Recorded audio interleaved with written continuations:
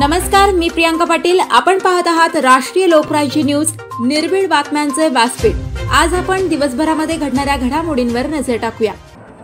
श्री विठ्ठल रुक्मिणी योग प्राणायाम बहुउद्देशीय संस्थेच्या वतीने इको फ्रेंडली रंगपंचमी साजरे।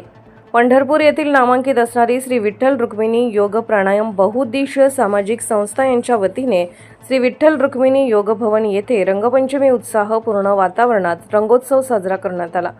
यावेळेस विठ्ठल रुक्मिणी योग भवन मध्ये श्री पांडुरंग रुक्मिणी यांच्या प्रतिमेचे पूजन, संस्थेचे अध्यक्ष श्री सुनील वाळुजकर साहेब, पंढरपुरातील प्रसिद्ध आर्किटेक्चर श्री आर.बी. जाधव साहेब, संस्थेचे सचिव श्री प्रशांत आगावणे यांच्या हस्ते करण्यात आले।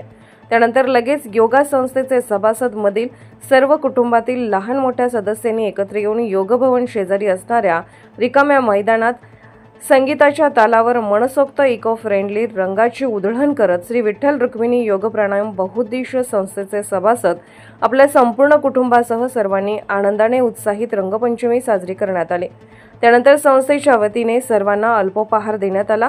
हा कार्यक्रम यशस्वीरित्या पार पाडण्यासाठी पंढरपुरातील नामवंत विधितज्ञ ॲडव्होकेट श्री रामलिंग कोष्टी, श्री गणेश काळे, श्री सचिन चौधरी, श्री प्रशांत आगवणे, श्री अमोल कौलवार, श्रीकांत पेंडल, श्री आप्पासाहेब मुचलंबे आदी जणांनी परिश्रम घेतले। पंढरपूर प्रतिनिधी सिद्धेश्वर कोरे। ताज्या बातम्यांसाठी आणि अपडेट्ससाठी राष्ट्रीय लोकराज्य न्यूज चॅनलला सबस्क्राइब करा, तसेच लाईक आणि शेअर करा।